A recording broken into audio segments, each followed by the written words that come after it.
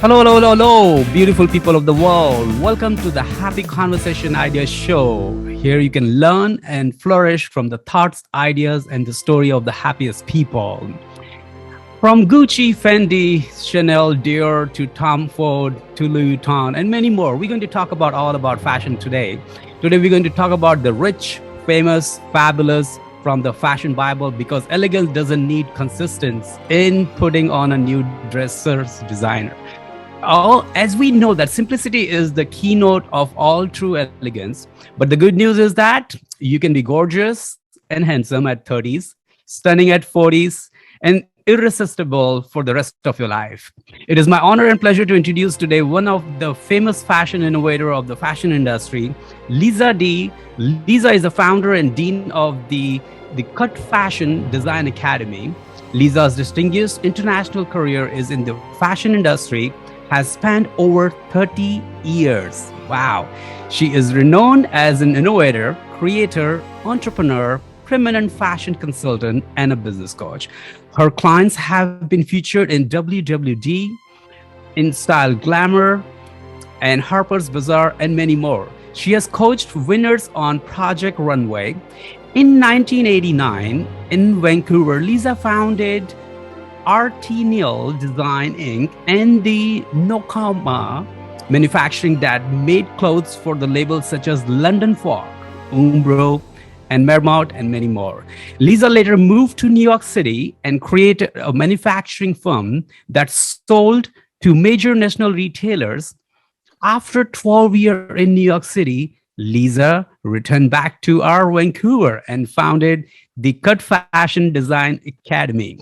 As an educator and dean, please welcome my dear Liza to the Happy Conversation Idea Show.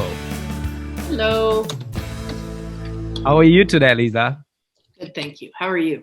I am healthy and happy. Thanks for asking. I'm so delighted and excited to know about you and your story. I know all about, but many of our worldwide audience, they are very excited to know about that, your journey. So without getting delay, I would like to know that your work ethic is so legendary. Please tell us about who inspired you and when did you become passionate about the fashion industry? That's such an interesting question because when I was young, I loved what it was that I loved was manufacturing, which is a really odd thing to say, but I enjoyed knitting. I enjoyed baking. I enjoyed, I'm talking 10 years old. And when I knit something like a pot holder or a little purse or whatever it was, I wound up knitting 50 of them. Same wow. Thing. So I had to, so this manufacturing gene was kind of, in me at a young age. So, and you're a girl, it's the 80s, you love fashion, I love magazines, I loved the idea of seeing something and being able to make it. So, and I wasn't very good at it. At the sewing, so it was challenging, which I think drew me more to it because I wanted to get good at it. So, and then my mom was a great knitter, a great sewer. She was great at everything. Okay. But as I got older, in my teens, I would have to say, and it still is to this day, Karl Lagerfeld is, I think, the most amazing. Karl is an amazing personality. Unfortunately, he has worked for over, I believe, 50 or 5 decades with Fendi and Chanel for 30 something. Legend. And you know what? I saw him once when I was living in New York, and truly, like the ocean parted, and he came to the hotel. Like he has that aura and that energy that you just stop because something incredible is going to come out the door. He has that before he even enters the room. It's you're born with that, and I think that's 1 in a million that is born. Excellent. So I'm so glad to know at least you have met him in person. It was my dream, vision, dream too, but unfortunately he's no more on the wall. So I don't know if I can say I did see him. I saw him. We were okay. It was it was a small street, small hotel, and he was coming out of it. But it was just like amazing. Karl is amazing. Yeah.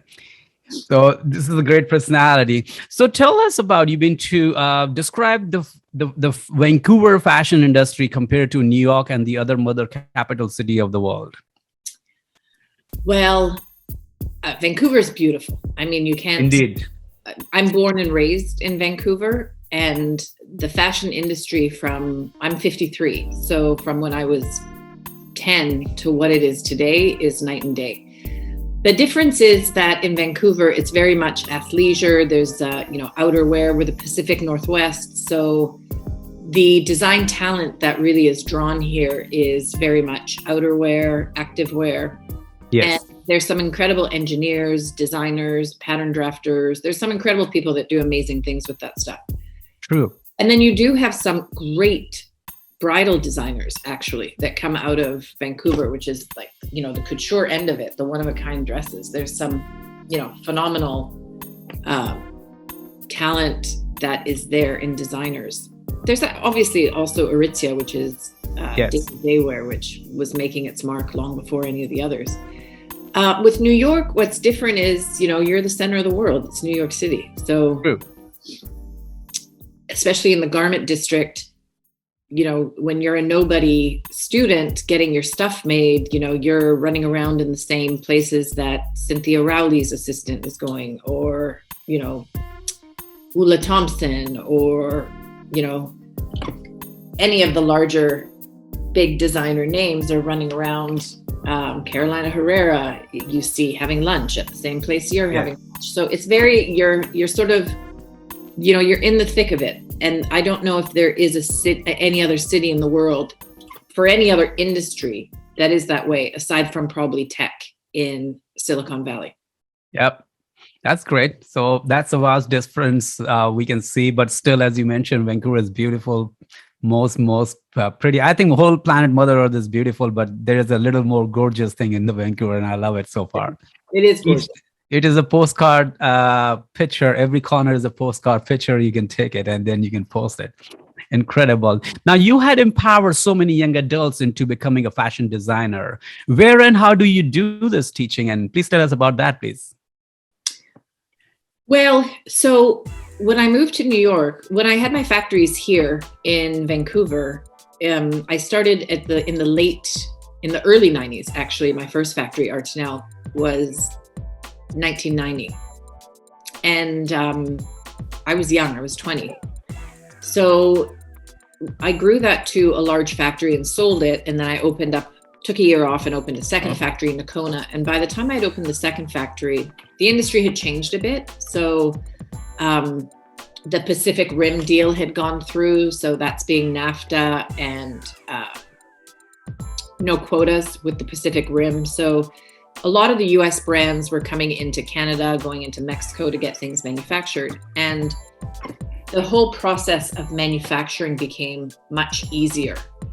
People had access. So I found myself explaining a lot to my customers in a way where they really understood it.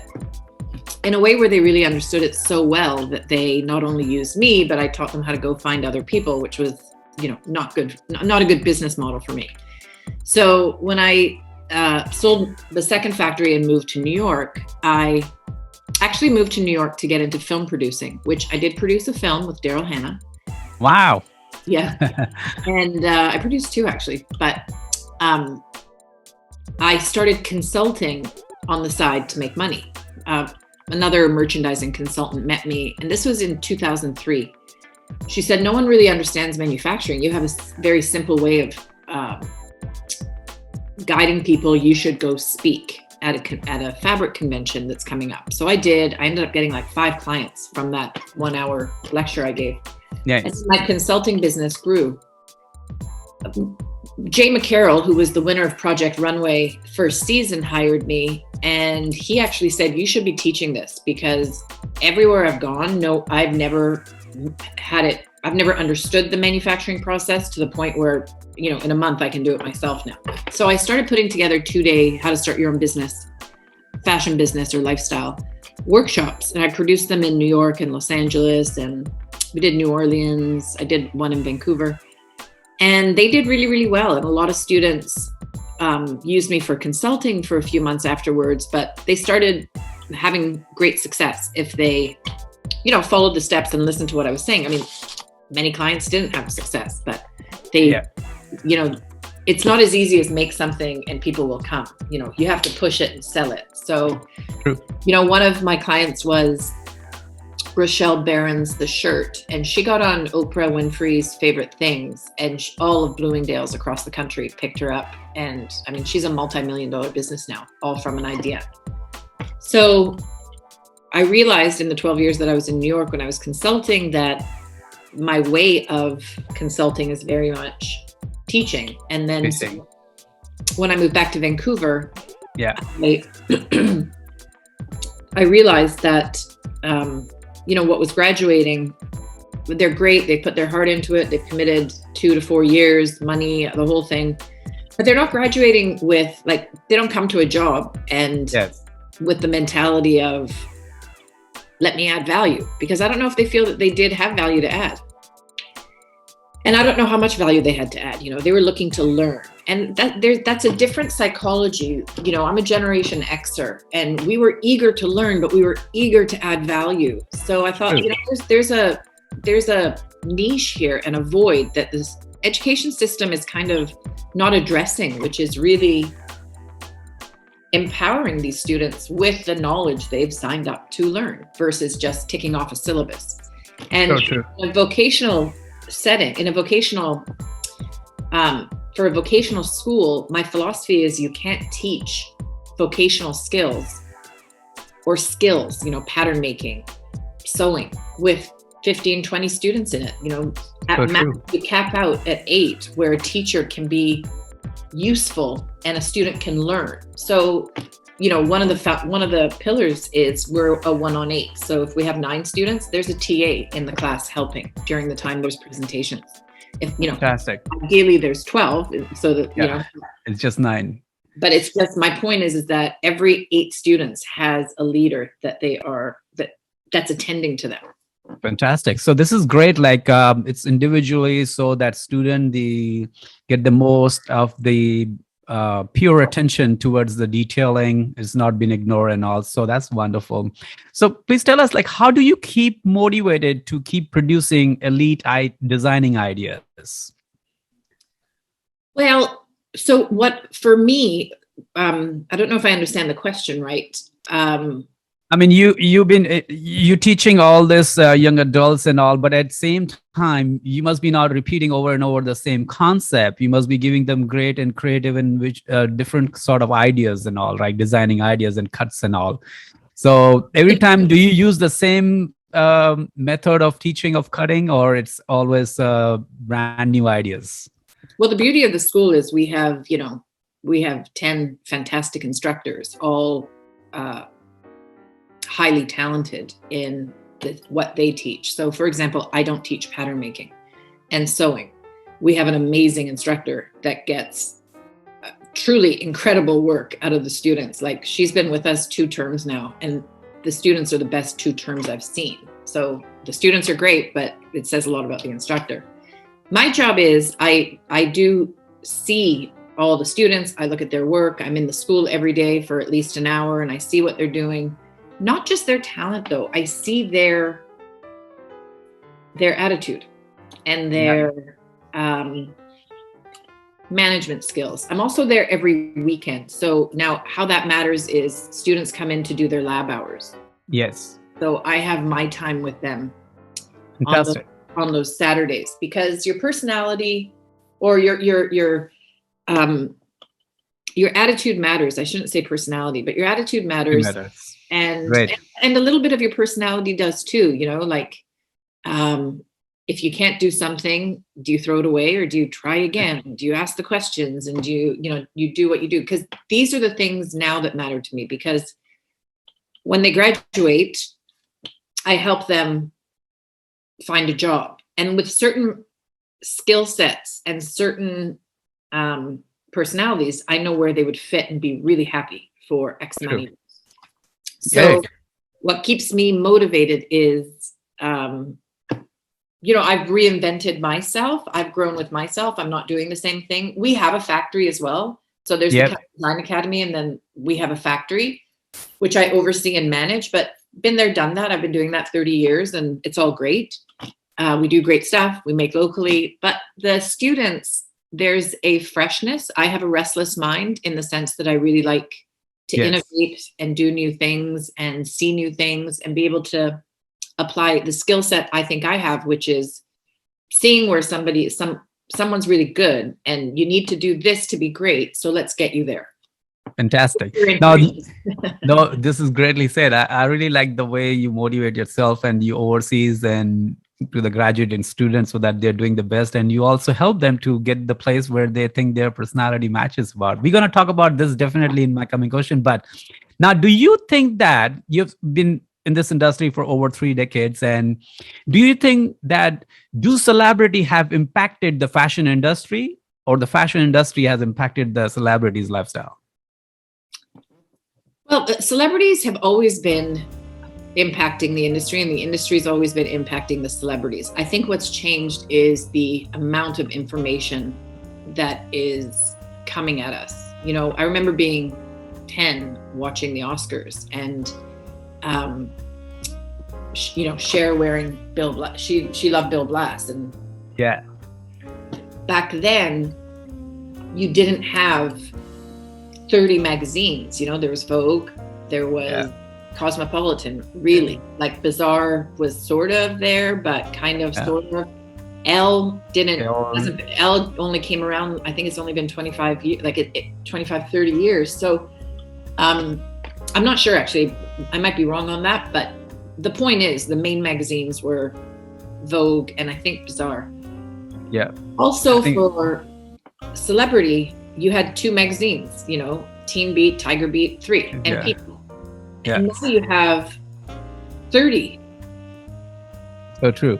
Bullshit celebrity magazines. Who was wearing what? Who looked awful? Who looked great? Who, you know, you've got 1,000 channels, and you've got every, you know, D-list celebrity commenting on A-list celebrities of what they're wearing. So I think that artists have always appreciated artists, which is what actors and musicians did with designers, and designers appreciated the talent and art in actors. I think now there's so many platforms where you're seeing that's what impacted.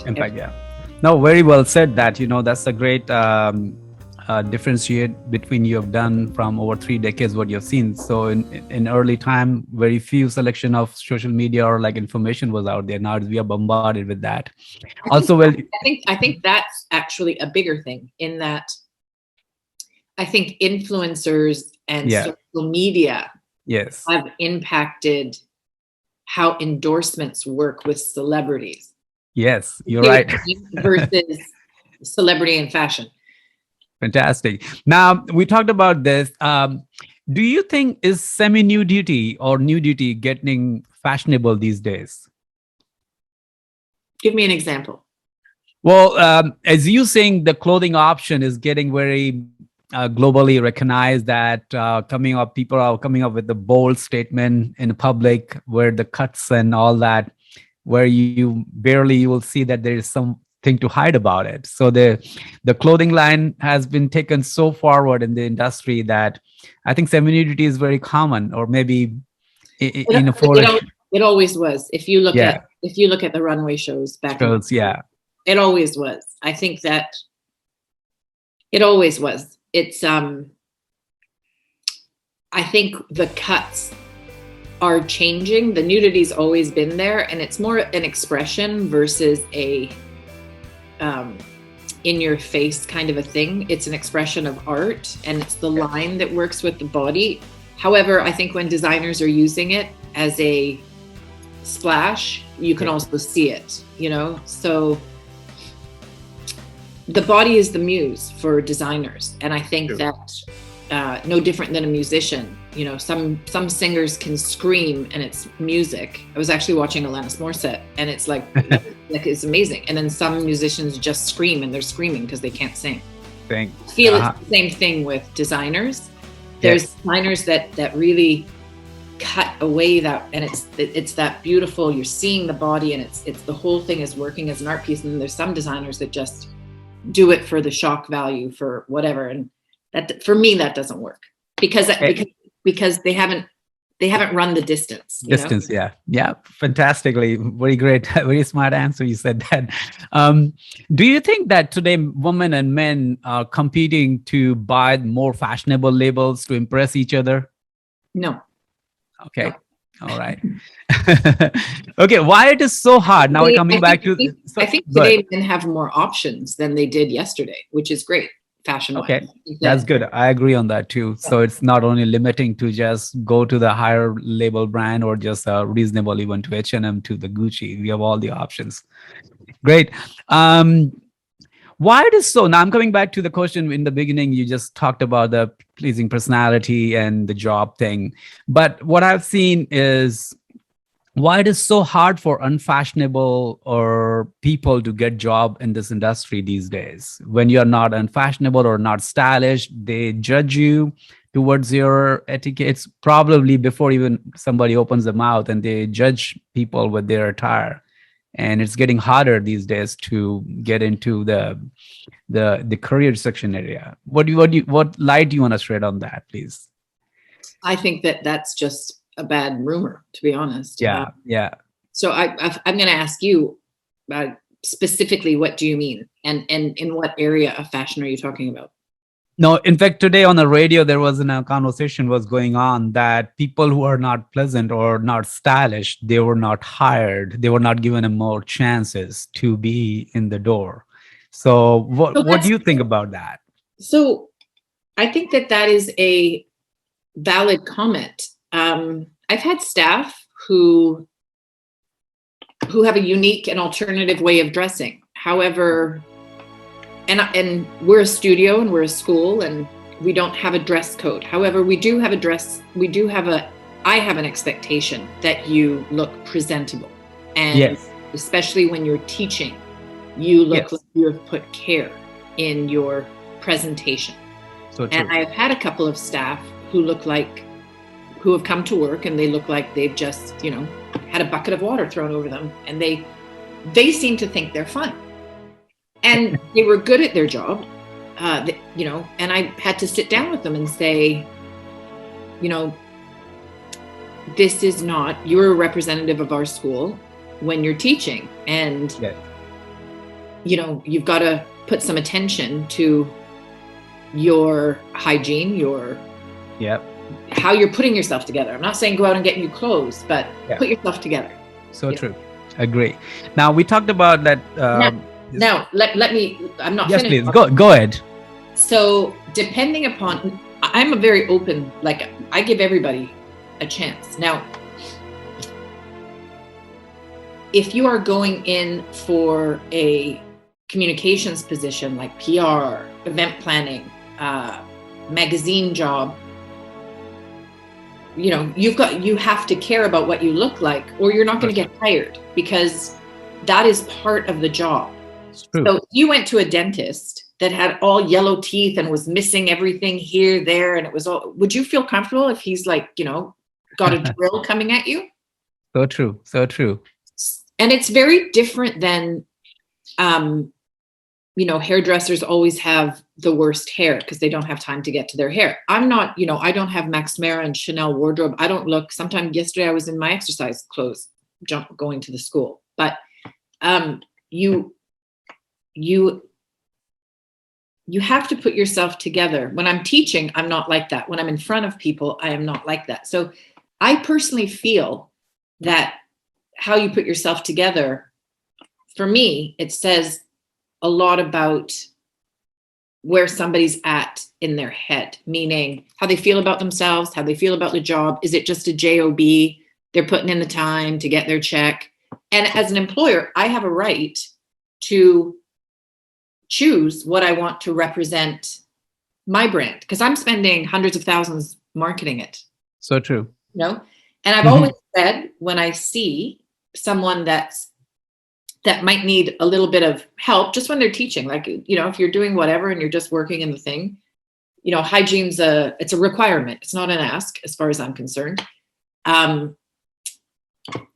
If you want this, here's my expectations.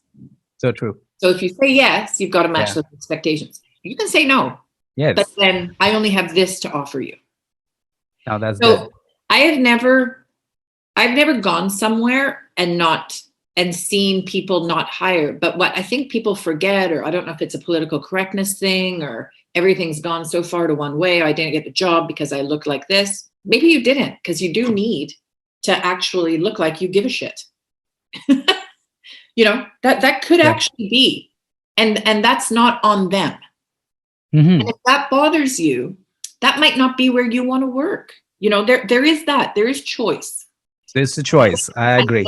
And I think everybody is so wrapped up in everybody has to do everything that, a private company has every right to hire who they want to hire. So true. I agree. Well, pleasing personality does matter at the same time. As you mentioned earlier, it doesn't matter. You need to have a wardrobe from Chanel or Gucci or Armani. I just had one of my staff is taking another job. She's been with me 2 years, and she's one of the ones that I've had to sit down and sort of mentor clothing wise and several wise. And she's good at her job. She's not great. She's good. But I tell you why I'm sad she's leaving. She's a really nice person. She's nice, and her personality is nice, and she's nice to the students. And I'm bummed she's leaving because of that. And being nice and personality matters. So true. I agree. Well, thanks for sharing this insight. It's very helpful for people who are listening, and I think they get some valid point. And that is just nothing personally when you're representing your own brand and your certain standards, definitely. And it's a common sense to be always at least sharp. I mean, it's a common sense for the hygiene thing, what you just said too. Now, we talked about especially for women. So how do you think that, how do a woman should dress impeccably so others can remember her? You have to know your style. And that's not something you read. My mom passed away now almost 24 years ago. And so many of my friends have always said, your mom always was so well dressed and well put together and always looked so feminine and beautiful. So, and she was a very elegant woman, but it wasn't like she was designer clothing. She actually wore a lot of the stuff I made for her, but that was because she loved me, not versus she loved the stuff. She did it because I was her daughter. But she was a very, she had a lot of self-respect. So when she went out, she put herself together. And whatever that means to you is exactly how you should dress. Excellent. But I think we all know, when we're not put together. Agree, strongly agree. Yeah. There is always something that you think is still incomplete. You would have done your best to that. I think we should dress for occasion. Even I go from a grocery, I have my certain dressing style. I go from a movie or meeting or casual meeting or lunch meeting. I go to the places where I'm invited. The first thing I'll say, what kind of setting is that? Who's coming? Who's not? And I don't want to overdress or underdress for that. I think it's a great idea to have an occasion. We can always dress for the occasion at the time. I mean, yeah. I saw this on TV recently, or it was on some show, or I can't remember if I read it anyway, but somebody said, I guess somebody was going to do something that, didn't have a lot of integrity in what they were doing. And the person they were speaking to said, how would you feel if what you were doing was plastered all over the front pages of the news tomorrow? Would you be okay with what you're doing? And it made him think twice. So I suppose my comment would be, when you're going somewhere, how would you feel if photographs of you with how you're dressed and look are plastered all over the front page tomorrow? Would you be happy with how you put yourself together? yeah, I strongly agree that. Yeah, I hope. Yeah, well, that's why there's a lot of grooming etiquettes. Most of the school, college, universities, they fail to tell them the pleasing personality etiquettes and all. That's why the fashion industry, specifically like your academy, has been helping all the young adults, not only for designing, but also grooming part as well. Okay, so you've been traveling around the world and you have all global clients and all, Liza. Please tell us about one thing that you have learned during the COVID regarding the fashion industry that you did not knew before. Due to COVID? Yes, please. I realized the power of manufacturing. They always said during war or the worst of times, manufacturing goes through the roof. And we were very lucky. We had the manufacturing arm. My factory was the busiest year we had in 5 years during COVID. So being able to make something and being able to pivot is a very highly regarded skill, and it's a survival skill with where the world is at and going moving forward as well. Fantastic. Well, thanks for all this lovely and brief answer. I think this is great. Let's do this second round we call Make the World Happy Round. So your short and sweet answers are good. So it's kind of rapid fire round. Lisa, your wonderful answer will be highly appreciated. Okay, so what does success means to you? Freedom. I love it. What freedom means to you? Freedom means, that's a good one. What does freedom mean? Dancing on a cloud. I love that. So sky's unlimited. Lovely. Okay, what happiness means to you? Lots of laughter, a little bit of tears. So emotionally, but very well said that. Okay, I know you are a Vogue lover, but which designer brand describes you, if any? The next underground brand that has yet to pop. I hope the designers are listening right now. Okay, if you could trade a position with any other designer or a mentor, then who it would be and why? If I could trade a position with any designer or mentor, who would it be? I got to go back to Karl Lagerfeld. Oh my God, I knew it. But anyways, yeah, I wanted to hear from you. What a legendary answer. Well, fantastic. Anyone would be. Okay, so what is the reality of the Vogue industry, which many people don't know? What is the reality of which? Vogue fashion industry. What do you mean? What is the reality of that industry? Yes. In what respect? Like in the magazine, designers, in what respect? Yes. So being into the fashion industry, apart from the fashion industry, they don't know much about fashion industry. What is the one thing that fashion industry usually hide or don't tell, or it's unrevealed? Yeah, well, I got to be honest. I don't know if there's much hidden anymore in anything. But okay. Fashion, no different than any other industry. It's a hard industry. You can get any entry-level job. Like when they say it's hard to get into fashion, it's really not hard to get into fashion. That I think is just a really bad rumor. So true. It's hard to get into the exact job you want when you're fresh and young. You might not get that position that you think you're super great for. You have to do your time and do the steps and go.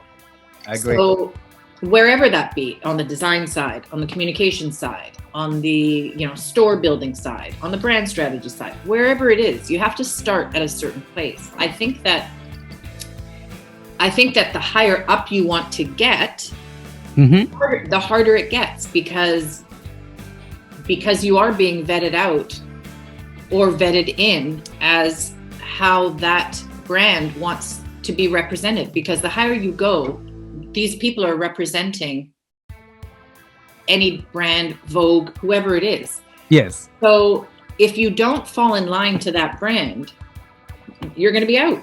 And that's just the law of nature.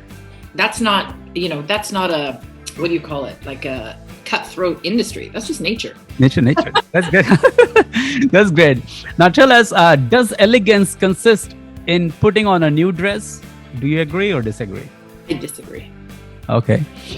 Is fashionable an expensive habit or an addiction? Is fashionable? Is being fashionable is an expensive habit or an addiction? Or anything else according to your opinion? I think that being fashionable can be an addiction. Okay.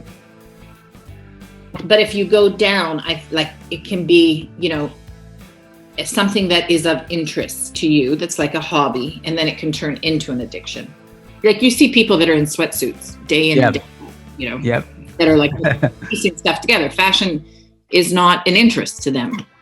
And then you see people that are really well put together And they know who the designer is. They know who the creative director is. I think when you're really into fashion, the one thing that people don't understand is the creative directors of all these brands are artists. So, I've got friends that are art collectors, global art collectors, that know more about every creative director in every one of these large brands than I do, because of the majesty that goes into each collection they do. Like Tom Ford is kind of a bit of a genius. Yes, great. So do you think yoga pants are also in fashion? On the West Coast, they sure are. They sure are. I know. I don't think you'd see anybody wearing them. I've seen in Paris the way they do here. Well, we have a freedom and liberty to wear anything, but yeah. Okay, how do you describe a woman in 2 words?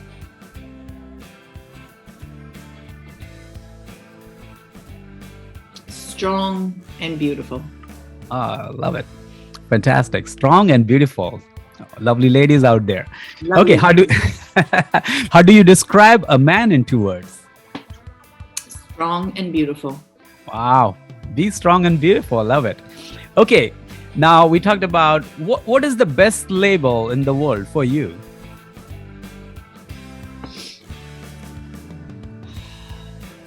That's a great question.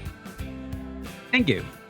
It depends. The best label for me right now, honesty matters, because a lot of people are talking about transparency and sustainability, and they're all greenwashing, in my opinion. Okay.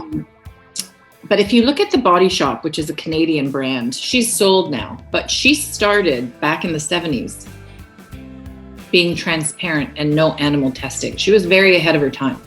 Fantastic.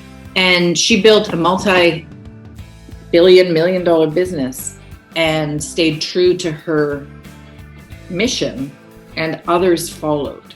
So for me, The Body Shop really stands out as a brand that best for you in the world, yeah.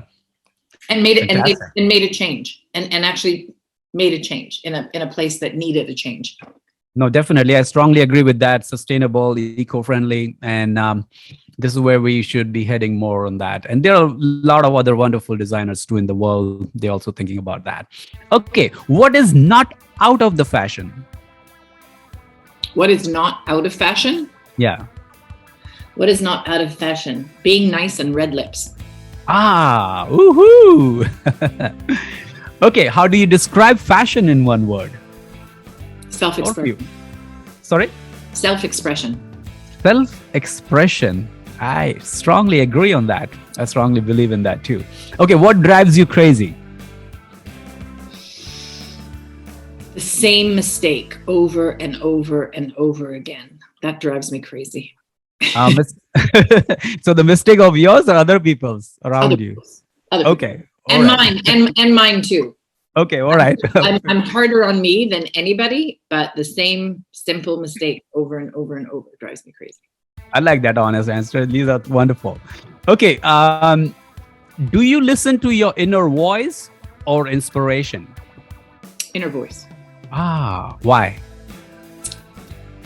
Because my inner voice and my inspiration are best friends. So they talk to each other, but who I consult with in the end is my gut, my inner voice. Woohoo! I love that.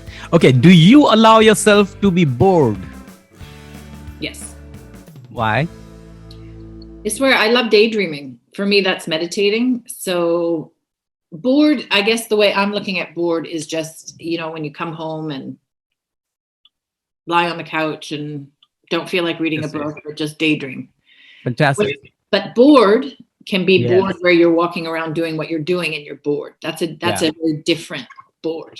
I know. Well, I consider as more often every day, probably I'll take a time to get bored, because that's the time my mind is relaxed and is not constantly bombarded with so many million things. So I just want to relax and connect with my inner self.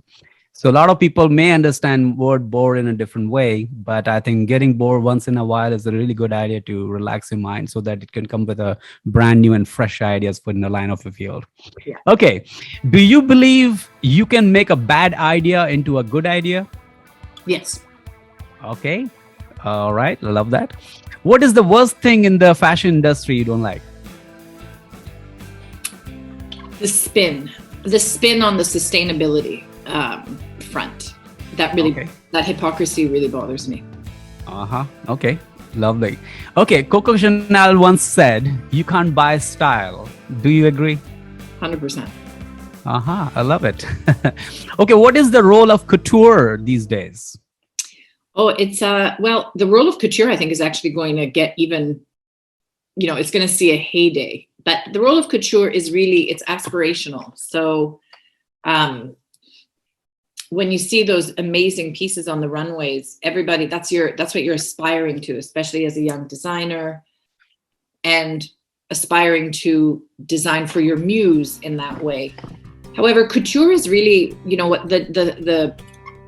what couture is bespoke. So garments that are custom made for a person. And, it's luxury, it's one of a kind, it's, costs can be anywhere from 50,000 to 200, 300,000 for a dress. So true. So, or more. So I feel fashion is very interconnected with geopolitics. So it has as much to do with as much as oil is geopolitics, fashion is geopolitics. And if you take a look at the world, the divide between the haves and the have-nots has gotten a little bigger. And in the haves, the divide between there's a separation now of the uber crazy rich, like they can buy a country with their money, to the super rich. So now the super rich are the have-nots in that category. So I think that couture is going to make a real resurgence, and I think that those types of places where those gowns used to, 30 years ago when I worked at a studio in Toronto, the women would commission us to make $20,000, $40,000 dresses. I was an intern. And that was a lot of money back then. So today that would be $150,000 dress. But I think those days are coming back where there's going to be a small group that is, socializing with one another because, so I don't think couture is going anywhere. My point is couture's not going anywhere. And its role, fantastic. And its role is to aspire, but it's also to, it's no different than the role of a Patek Philippe or a Rolex. It's also to agree. Let people know when they have it on that they are in a certain category, at the end of the day. So true. Okay. Now, do we need to be ready to wear the ready to wear? Yes, you need to be ready to wear ready to wear. I love that. Okay. What irritates you most? What irritates me most? Yes. Oh, it's a long list. You don't have time for that. Okay. Just one. What comes on your mind first? Only one. Let's hear it. Lying. Sorry, lying. Okay. All right. Make sure people, you want to go and work, do business, or be a student, don't lie. Just own up to it. I didn't do my homework, or I'm sorry, I didn't get that project done. The customer's coming in 5 minutes. What do we do? If I know the problem, solve the problem. If you're lying to me, we're all screwed. Get out. I like that bold answer. Well, that's the truth. Okay. I love this. Okay. Now, Liza, you have to choose one. Okay. What do you like more in your life? Love, sex, money, or fame? Love, sex, money. Money or fame. What do you like most in your life or want? Love. Love it. High five. I have interviewed dozens and dozens of celebrities and all, and no one have come up with all the other answer. Everyone chose love. Just choose love. Yes, just choose love. Okay. All right. Now this is imagination question now. Okay. Imagine, Liza, if God makes you a man for a day, what would you do more of and less of? Oh, that's good. That is really good. What would I do more of? What would I do less of? I know if God made me man for a day, yes, I would make the women around me feel like queens. I would be so gallant. It would be fabulous. I think that, yes. So that is more of. What will be the less of then? think I'd be less screaming, because I don't think men need to scream as much. I think when men say something, people do it. And I think when women say something, they have to say it 10 times. All right. I like that answer. So this is just an imagination question. So my lovely audience, don't take it seriously. Okay. Now, this is also an imagination question. Imagine, Liza, if you would be the host of the show and if I would be the guest of the show, what question would have asked me? What made you decide to start this podcast? Oh, that's a very profound question you asked me. And it's very close to my heart. Well, the reason my title also says thoughts, ideas, and the story of the happiest people, I did not mention successful people or genius or something. I think happiest people are the most successful people in the world, according to me, in my opinion. People can have billions of dollars and they can be into anxiety and depression and whole sort of diseases and all. I think happiest people are the most charming, intelligent, genius, caring, and loving people. So that's why I decided to bring all the happiest people of the world to interview, not to only educate myself, but to share their thoughts, ideas, and story so that others can also get inspired and they become the most happiest people in the world. So the idea is to start this show is to spread happiness through the interviews like you who have given your all 30 plus year of experience within an hour. So this is an amazing thing that people can learn in 1 hour that people have not learned in 30, 40, 50 years and all. So I think this is a great platform that I've chosen to spread the word of happiness. And till my last breath of my life, I will keep doing this thing if people will support me, what they are doing to me. How great. What a great answer. Thank you so much. When I was younger, especially in my early teenage years, when you've got angst and you're just always angry. My mom used to always say, I just wish happiness for you. I just want you to be happy. Are you happy? I mean, she wouldn't say it regularly, but at least once a week, Liza, I just want you to be happy. And I used to remember it by my early 20s. I'd be like, what does that even mean? Like you're young and you're stupid and you think you're going to go change the world. And then by the time you're 40, you're like, well, maybe the world really doesn't need changing. But, yeah. but as I get older, I really understand what my mom was saying. And yes. it sounds so simple. I just want you to be happy. And yet it's really, and it is simple, but it takes a lifetime to really understand how it's the most important thing. And it just to be happy. And it's not happy every day, every minute. No. But that's happiness. And wonderfully said. And also one of the greatest reason behind that is also my name, Happy, which my mom has given me. Unfortunately, she passed away when I was 3.5 years old. And that's why I live towards that name. I walk, talk, behave in a gesture of happiness. Now, a lot of time people say you fake out, and I have controlled my emotions and self-discipline, even in the most frustrated, angriest, and the saddest moment, I can be happy. I'm so passionately, diplomatically, passionately, compassionately, I discipline myself to be happy. And a lot of time people say, you cannot be happy for every minute. I say, yes, I am. And I can prove you live with me for a week, you will know it. I'm the most funniest, caring, and loving person. I'm not bragging, but that's how I disciplined my brain, my emotions, and my tongue and my vocabulary, that every moment we have a choice. Every morning also we have a choice. Either we wake up with frustration or we wake up with confidence. And I chose confidence and to be happy. My mom used to say that too, that happiness is a choice. It's a choice. And the thing is that if you struggle with mental illness, whether it be anxiety, depression, whatever, it's not, I do understand when they're like, yeah, it's not really a choice for them. So I understand that. Okay. But yes, I get what you're saying. I think that's wonderful. We have a choice. I know. And you know what? One of the key reasons, there are many reasons, but I have decided the moment I've started becoming more happier and lighter, because when I realized that I'm just a guest on Mother Earth. I'm just enjoying my journey on planet Mother Earth. This is not my permanent home. My permanent home is somewhere else. So just enjoy the journey of Mother Earth. So if I consider it as a permanent home, I'm gonna be attached to it. Each single thing will bother me every next second minute. So I'm just free for that. So I'm just enjoying the journey on Mother Earth as a guest. That's good. Thank you. Okay, let's get Lisa. Here's one of the last question for the show, and we will wrap up now. What is your message to the beautiful people of the world? Have fun.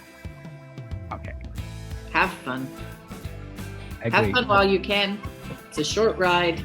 You open your eyes, boom, another decade's gone by. You shut your eyes, open them again, another decade. Have fun.